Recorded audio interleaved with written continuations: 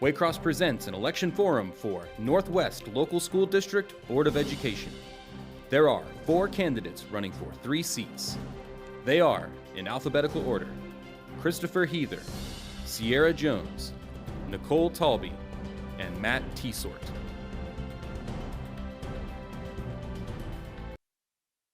Welcome to yet another Waycross Election Forum. This forum is for the Northwest Local School District Board of Education. I'm Dana Gagnon, Executive Director at Waycross Community Media, and we have 3 of the candidates here in the studio tonight. We have Christopher Heather, we have Nicole Talby, we have Matt Tsort here. Thank you all 3 for being here. I appreciate it very much. Now, Ciera Jones was invited to participate but was unable to attend this evening. So what we will do is we will start with each candidate's 2-minute opening statement. After we do that, then you, the viewer, will be able to participate in this program. But you will only be able to do that if you are watching it while we are live on September 30th. So if you're watching this while we are live on September 30th, you will be able to email me your questions for the candidates right here to the studio. The magic of television, the magic of technology. It will come right to this device here, and I will be able to ask your question for you. Now, there are some rules for the questions, so let's get to those. You must be a resident of the Northwest Local School District to ask a question. So when you send your email, please include your name, street address, and community. Now, I will not read all of that on the air. That's just to make sure that the questions are coming from the residents who will actually have these candidates on their ballot and not someone outside the area. All I will say on the air is your first name and your community, so you don't have to worry about that. Questions must be phrased for all candidates and not targeted at one candidate in particular. Okay, did you write that down? Do you have that? Great, okay, because I'll be looking for all of your emails. You have homework. Now, this is the school board, so I feel like homework is appropriate. So what we're going to do is start with our 2-minute opening statements. And Christopher, we're going to start with you. Well, Dana, thank you very much for having this, and thank you to Waycross for sponsoring this. It's a very useful program, and I hope there's a lot of people watching. My name is Chris Heather. I'm a lifelong resident. I hate to tell you how many years that is, but my parents brought me home from Bethesda Hospital to Green Township, Montford Heights area, and I've lived in the Northwest School District my entire life. I attended Montford Heights Elementary, White Oak Junior High, now it's White Oak Middle School, Coleraine High School. I have my bachelor's degree from the University of Cincinnati, a doctorate from Case Western Reserve University, which is in Cleveland, Ohio. I work as a psychiatric nurse practitioner, independent. I'm the owner and medical director for the River City Mood Disorder Clinic, which is in Fort Thomas, Kentucky. I served 8 years as a captain in the United States Air Force with the 445th Airlift Wing. I was also the first director of the Green Township Senior Citizen Center, which is in Montford Heights at Epley and Audrow. I'm a trustee for AMVETS post 1988. I've been elected to the Northwest School Board 4 times, but not consecutively. I don't think it's a good idea for somebody to run and run and run and run. I think I took 2 breaks in there, so I think I was first elected in 2001. I've umpired and reffed and coached for the local District 18. That's what it was called back then. I think it's called the Northwest Board of Recreation. I attend Montford Heights United Methodist Church on West Fork Road, and looking forward to hearing comments from my cohorts on this panel tonight. And that's it. Thank you. Okay, great. Thank you for that.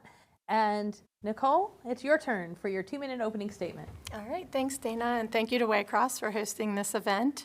I am a lifelong resident of the district. My husband and I are graduates of Coleraine High School.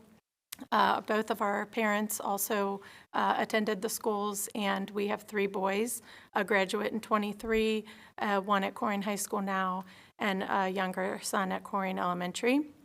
I've been employed at Emeritus right down the street from here for over 25 years, where I'm currently a lead AI product owner. Also a volunteer role of the Community Council there, where I help lead, work with our leadership on area charitable organizations on funding and volunteer opportunities. I've been on the board here at Northwest for the past 4 years. I've enjoyed every minute of it. I think I've worked very hard. I've engaged in budget reviews, attended schoolhouse talks. I've initiated the community engagement board sessions. I've carefully considered every vote. I am not a rubber stamp board member. I volunteer at all of our schools and have organized prayer at the pole, worked with community days, am a team mom for many of the sports here, have coached in the district, and just very passionate about parent engagement and being a part of the board and the community. Thank you. Great, thanks for that. Matt, what's your 2-minute opening statement? Hello. Thank you, Dana and Waycross, for having us here this evening. I welcome the opportunity to speak and let the residents know more about myself and the other candidates. I've lived in Colerain Township and Northwest Local School District for 50+ years. I attended Northwest High School myself. Been married to my wife, Angie, for 31 years. We have 4 boys that we've raised in the school district. They all attended and graduated and have moved on from Colerain High School.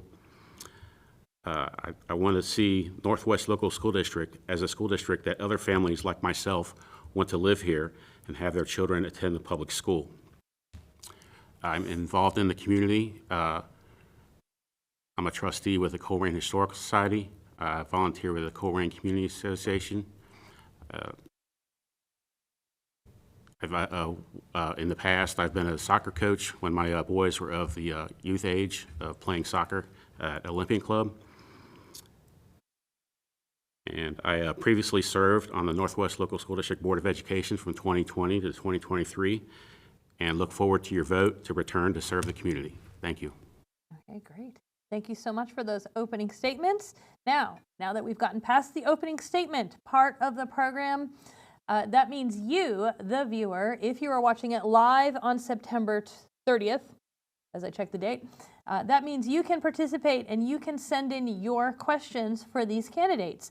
I already said what the rules are, so hopefully you got those down at the beginning. You can send them to live@waycross.org, and I will get them right here in the studio, and I will ask the candidates your questions for you. And we have some questions already from the public, as well as the questions that I have here on my own. Now we are going to start with you first, Nicole, this time. We're going to keep the 2-minute clock on, just so we can keep moving through the questions.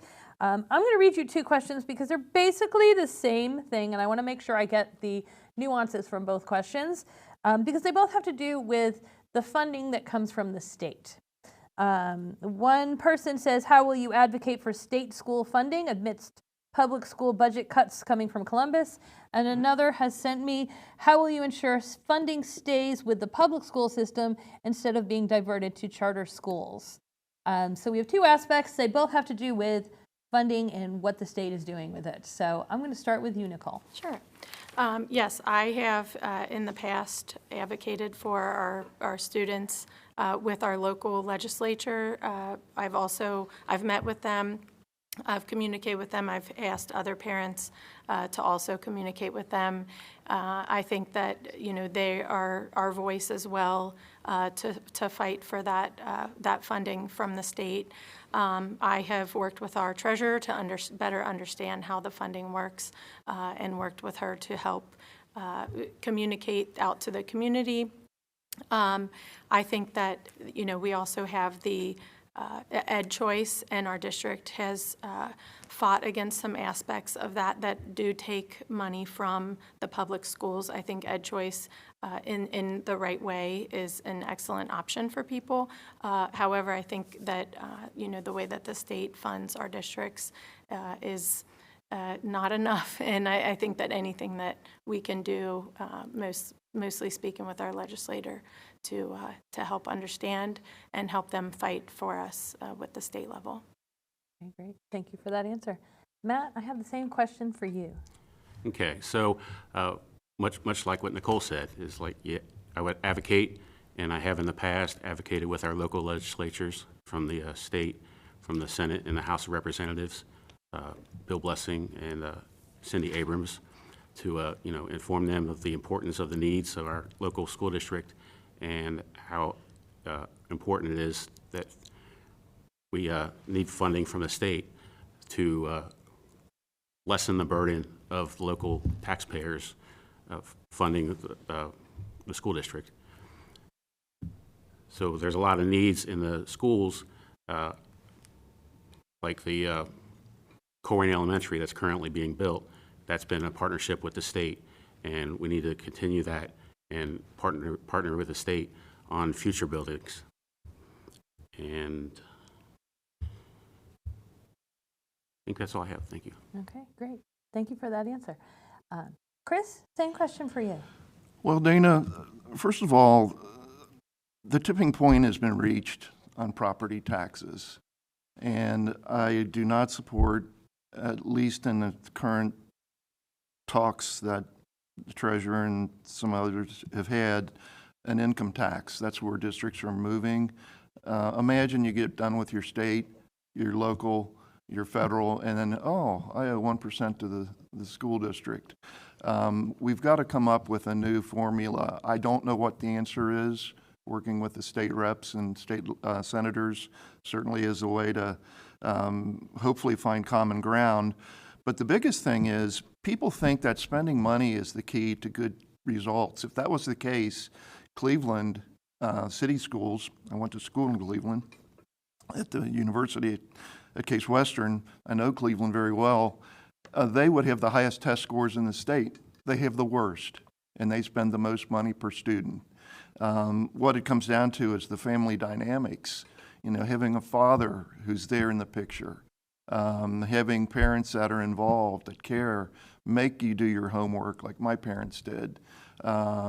Maybe I didn't do it quite as much as they wanted me to, like my brother did, but I did get it done and graduated in the top 10% at Coleraine. So I'm looking at I'm open to any option.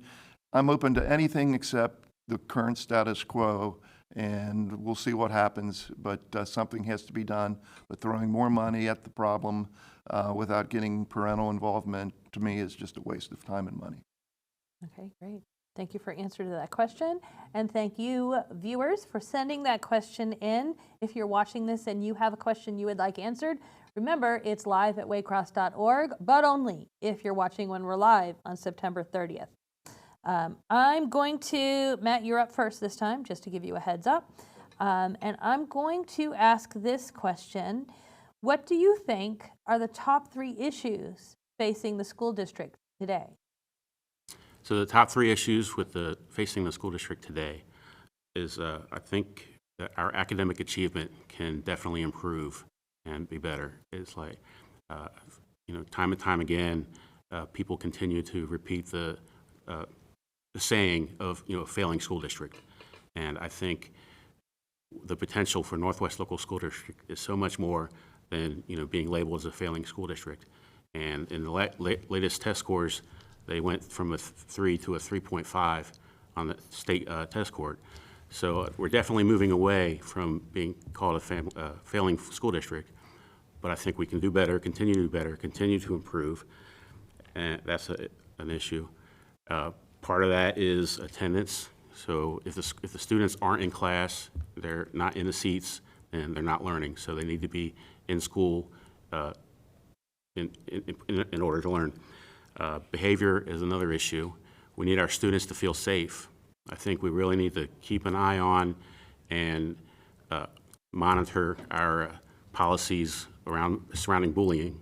I don't want to see any students, resort to the, what you've heard from some other school districts, unfortunately, that have, led to from bullying, and I do not want to see that in our district. So we need to, make sure we are properly handling our bullying cases so that our students feel safe in the environment to learn. Thank you. Okay, great. Thank you for that. Chris, your turn. Dana, about 2 years ago, we had a teacher almost killed in the classroom by a student that, who knows if there was drugs involved. The student said there were. The news media reported there were. The county coroner's office did blood tests and says there weren't. Who knows?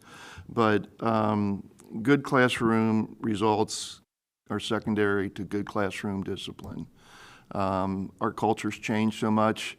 I mean, can remember in junior high walking into the restroom at White Oak Junior High with a friend, my neighbor, and one of the teachers was in there and said, "Where's your belt?"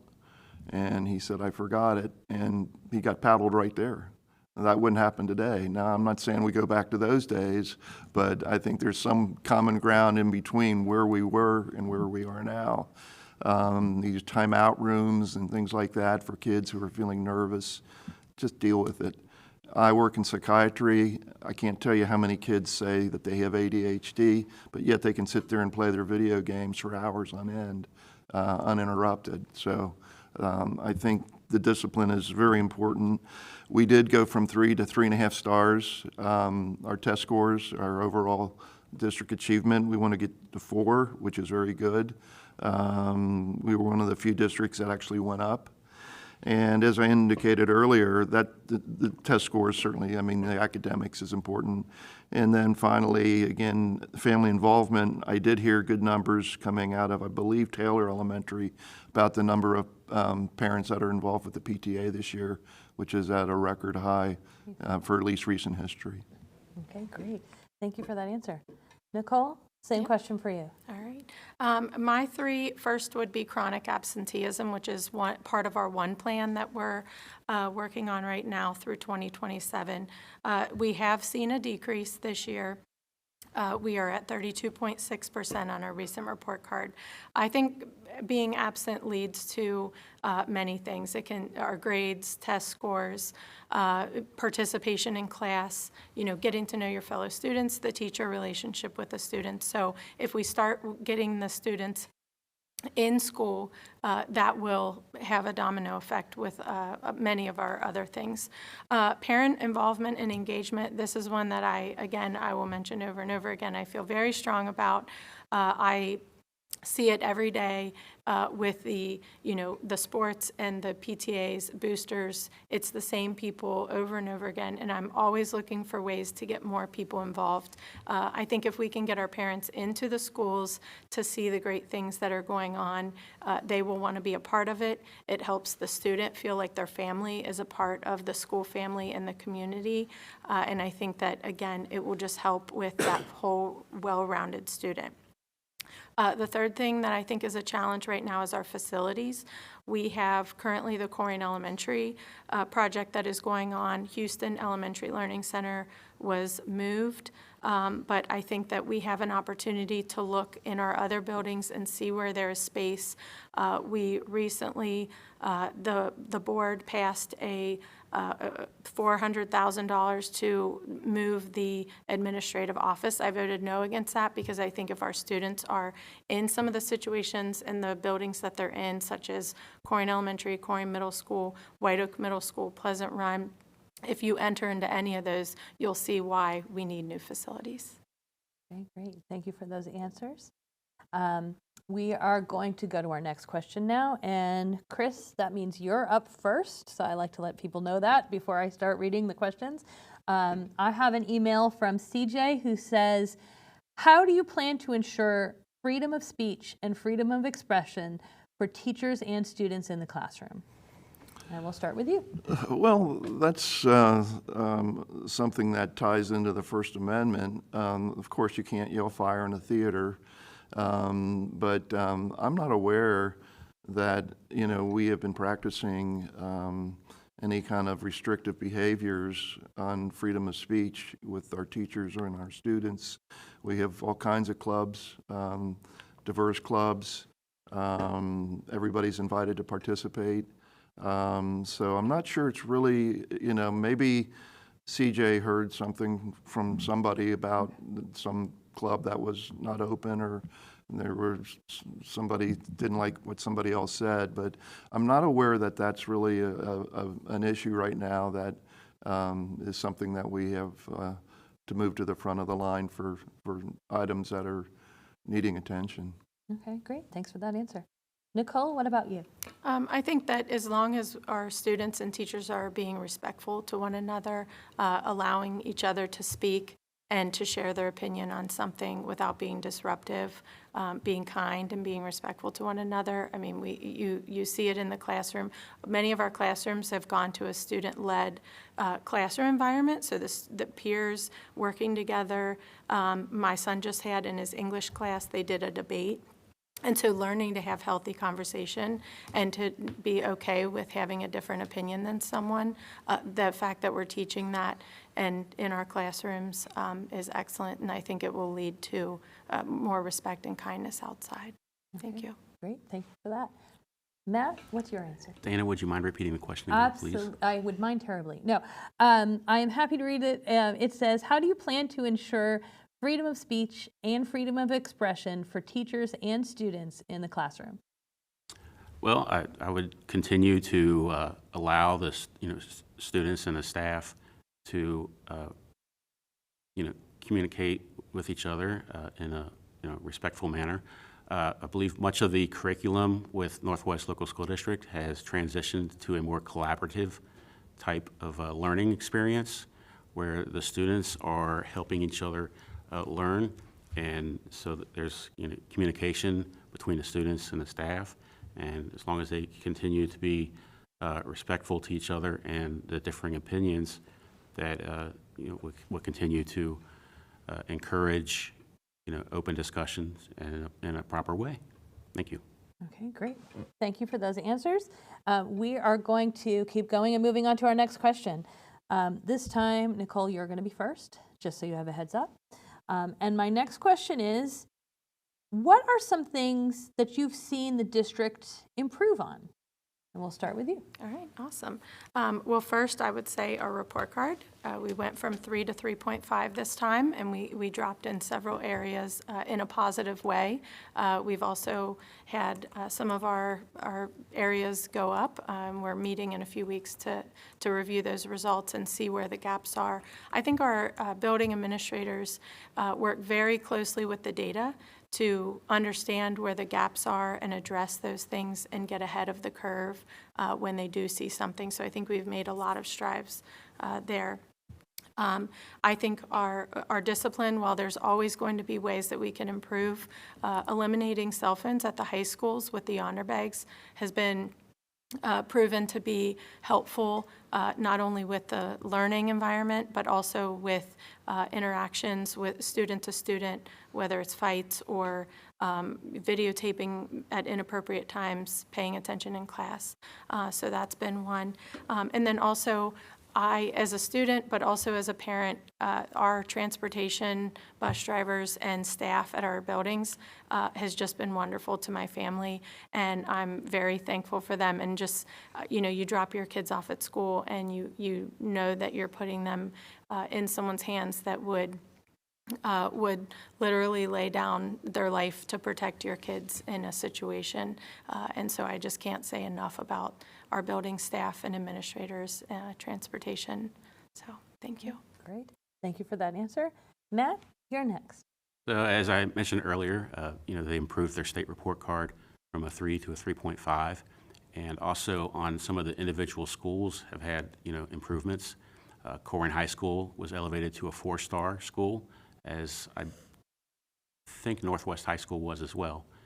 And so there's a lot of individual schools that have seen improvements on the state report card. There's been improvements over the years.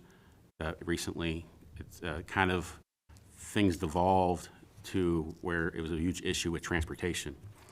So it was got to a point where there was like pretty much any way but up, and things have gotten much better, the district, to improve transportation. So there's a lot less cancellation of bus routes, and they've upgraded their system, and they're still tweaking it, but upgraded their system to improve the communication with the parents on the buses, on the transportation.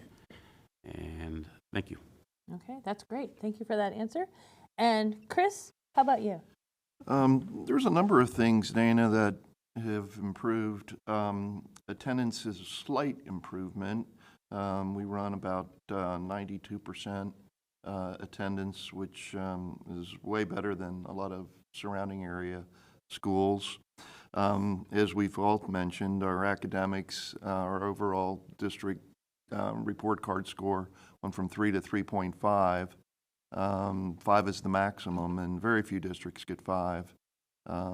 If you get a 5, you're really something special. That's our goal. Morale, I'm not getting calls from teachers and staff like I used to. People, mad at this principal or this other teacher or behavioral problems with students. I'm just not getting the calls, so I do believe morale is doing better. And I do want to take credit. Nicole might not agree with me, but I was the driving force to get the discussion going on cell phones and banning them. I would ban them completely, but we have these things called yonder bags, or kind of leather bags, and you drop it in and it is magnetized, and then at the end of the day they put it against a device and then it unmagnetizes it and they can pull their phone out. Not saying that Nicole didn't have a role in it along with the other board members, but that was something that I think has really helped with our discipline. Teachers report much more involvement with students, paying attention, not texting, not using them to cheat. It's just been a good thing. And there's other things I could mention, but those would be 4 things that I think the district can be proud of right now. Okay, great. Thank you for that answer. Do we think, don't answer this, it's hypothetical, that maybe we need yonder pouches in the studio and then I don't have to worry about people taking their phones? No, we don't. Just kidding. I do think those are pretty neat. Okay, now, Matt, you're up first for the next question, just so that you know.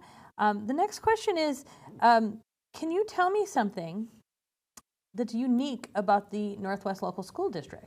Perhaps something that residents aren't aware of, perhaps something, and all of you can think about this, perhaps something that's just your favorite thing about it that you don't think necessarily people know about. And we'll start with you. So something that's unique about Northwest Local School District is there's a website out there, neach.com, that tracks diversity in schools and school districts. And Northwest Local School District ranks very high in diversity in Ohio in the state rankings for diverse in our schools. We have Northwest High School is actually in the top 5 in most diverse school in the state of Ohio, and then Colerain High School, along with that, is in the top 25 of most diverse. And so it's a really mix across the board between ethnicities, and we have a large immigrant population, English second language learners, and in the district.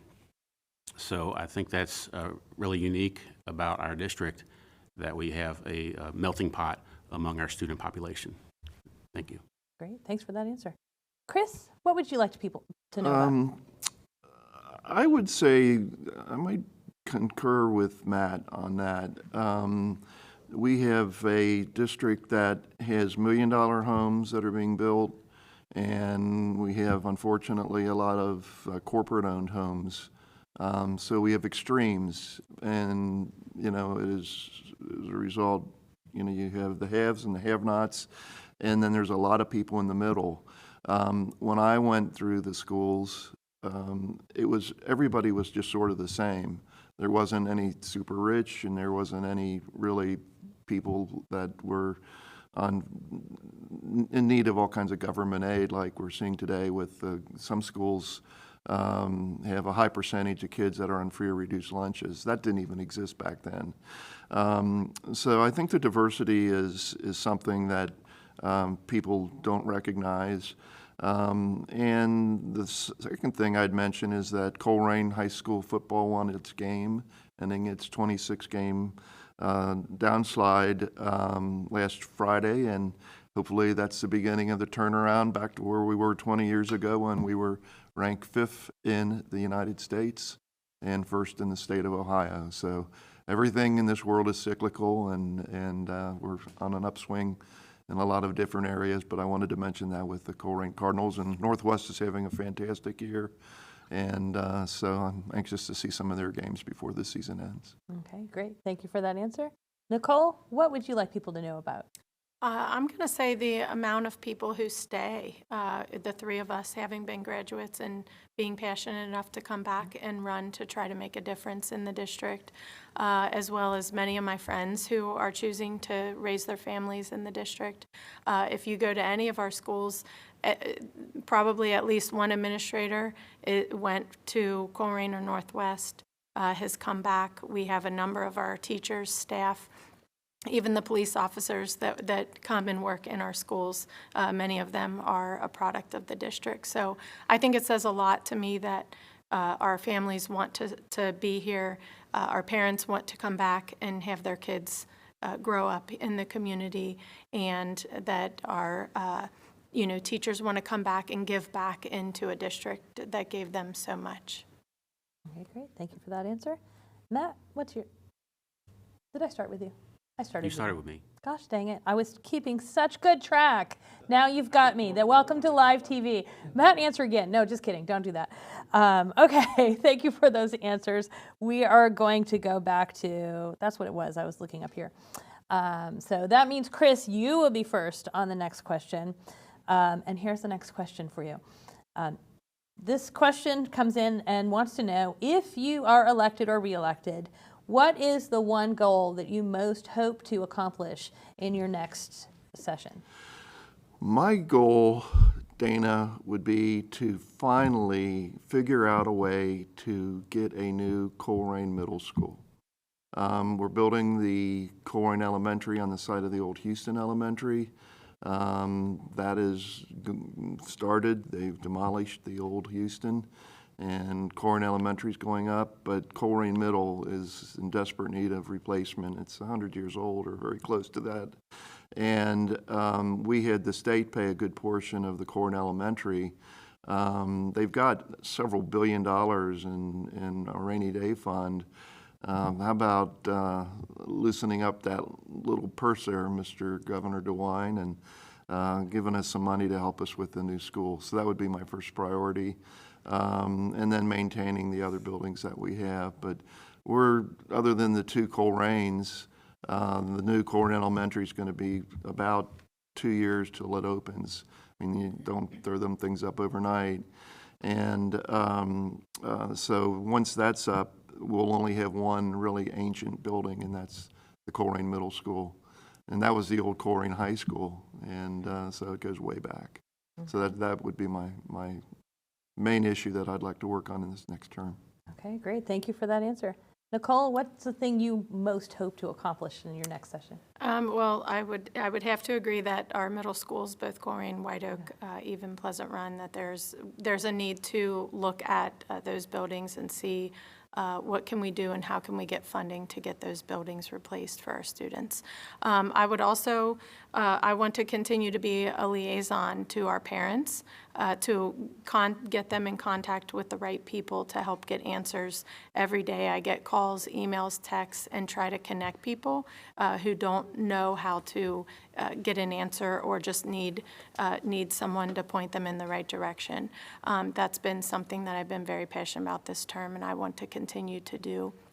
And the other thing is just to continue to push for transparency with the district in pushing out and communicating information to our parents and our taxpayers. Okay, great. Thank you for that. Matt, what about you? What do you hope most to accomplish? So what I hope most to accomplish when I return to the board is I would like to see facilities is a major issue, and they've already mentioned Colerain Middle School, it's going to be on the radar. But I would like to see an expansion of our career tech programs, especially the career tech programs that are at Northwest and Colerain High School. Both of those buildings, those programs are for our students only. And what I mean by that is we're part of Butler Tech, which is 15 plus other school districts that our students compete with. And the career tech through Butler Tech is highly competitive, and there's always many more applicants for the programs than what they can serve. So there's students that are left out that aren't able to go into a career tech field. So I would like to see an expansion of the Northwest and the Colerain programs so that we have more students that we're able to serve in our district by our students. Thank you. Okay, thanks. Thank you so much for all those answers. We're getting closer to the end. It goes by really fast, although it doesn't feel that way. These TV lights are hot, just so you know. So I want to thank people who have been emailing in their questions. It's been really helpful that you are choosing to be part of this process. But we're not going to end before you have a chance to do a 2-minute closing statement, because we want to make sure we get to do this. Now, I believe we are on Nicole to go first, if I am back on the correct track here. So Nicole, starting with you, let's have your 2-minute closing statement. Yeah. Just thank you again for allowing me to be here. I, again, just in my four years here, I've initiated the Community Engagement Board session before each board meeting, attended schoolhouse talks. I've voted no on several initiatives that I feel don't benefit our students. I have asked for and reviewed staff exit interviews to help with leadership accountability, improve staff retention and attendance. I've worked on a curriculum review, relationship engagement between booster organizations and district administration, a liaison between community members and the superintendent, bridging the gap between families and district staff to ensure effective communication and support. I continue to tour tour buildings every year at several buildings, ride buses to engage with our staff. I've met with Boy and Girl Scout troops to share the election process and school board duties, volunteered at the Northwest High School Games for Special Education Department, attended graduation. I volunteer once a month at one of our elementary schools. I just want to continue to fight for our students and be a voice for our community and the values that we have. So I would ask for your vote in November. Thank you. Okay, great. Thank you for that. Matt, you're next. What is your 2-minute closing statement? Thank you, Dana. So again, thank you, Dana and Waycross, for having us here this evening. It's been a pleasure to speak. And I just want to say I feel a call to serve the community. And I want to, help Northwest Local School District thrive and see all of our students and support all of our students so that they can achieve their maximum potential. And I think, Northwest Local School District has, a couple of strengths with their students and their staff, and the ability to achieve that excellence in their academics is definitely on the target. One of the things that I would do is I would open a discussion with the board when I'm back on the board to examine the possibility of a school residential income tax. I know Chris Healer isn't a huge fan of that, but there's definitely some benefits for a residential school income tax to shift the burden from property taxes to the wage earners that live in our district. And the discussion would open up to look at the numbers and see what type of income tax we could, place on the ballot. It would ultimately be the voters that would approve it, but it's the same voters that would be approving a property tax levy. And we have a couple of property tax levies that are coming up for renewals in the coming years. So I think it's something definitely to look at, because if we, if the numbers are there, we could possibly go to an income tax and maybe allow one of the, property taxes to expire. If that was to expire, then property taxes would be reduced and the burden would literally be shifted from property taxes from property owners to wage earners with an income tax. Just something to consider. I always want to keep an open mind on everything that's presented and to make decisions for the school district. Thank you. Okay, great. Thank you so much for sharing that. We are going to go to you, Chris, for your closing statement. Okay, well, as I mentioned at the very beginning, Dana, thank you very much for having us, and to Waycross for allowing us to have this time to reach the community. Matt talks about the income tax. It never stops. It'll start at 0.75 or 1, and then a few years later, let's make it 1.25. It's only a 0.25% increase. I believe in the state of Ohio, you can go up to 1.75. Well, imagine that's almost 2%. That's like a week of your work. Voters can count on me to be their advocate for spending every dollar wisely, at least in my opinion, so we don't have this insanity that's going on with taxing people who, their entire social. I worked in an environment where people would tell me after they paid their bills in the middle of the month, they'd have $1.26 left in their checking account.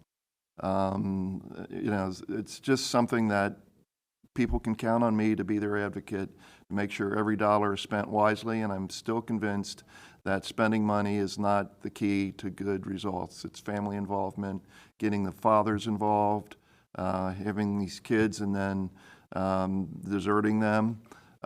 There was a fellow in my Air Force Reserve unit. He had 7 children from 7 different women and had no contact with any of them. And that doesn't work. It just doesn't work.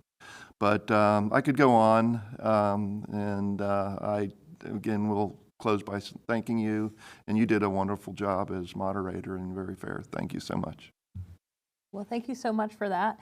And thank you to all 3 of you for being here. This is incredibly helpful for all of the local voters who are you're going to go to the Board of Election website and you're going to print your sample ballot so you'll know what you're voting for, and then you're going to do research. And when they go to do research, this is one of the places they'll be able to find the things that their local candidates for Board of Education and what you have to say. So I really appreciate your time here. I want to also thank you for watching, because that means you want to be informed voters when you fill in your little circles when you go to vote. You can get more information before you vote by watching all of our election forum programs. They are online at www.waycross.tv. You can also go to that Hamilton County Board of Elections website that I just mentioned, and you can make sure you're registered, and you can look at a sample ballot, and you can find out where your voting location is and all kinds of things. But do that by October 6th. October 6th is the deadline to register to vote. It's also a good time for you to change your name or your address or anything you need to update. Do it by October 6th. Early voting starts October 7th. Vote on October, what am I saying? I just like saying October, but actually voting day is November 4th. I'm Dana Gagnon, Executive Director at Waycross Community Media, and I've been standing under these TV lights far too long. So I'm going to see you at the polls on November 4th. Waycross takes no positions on candidates or issues. We conduct these forums so that our viewers may be better informed voters for the November 4th election.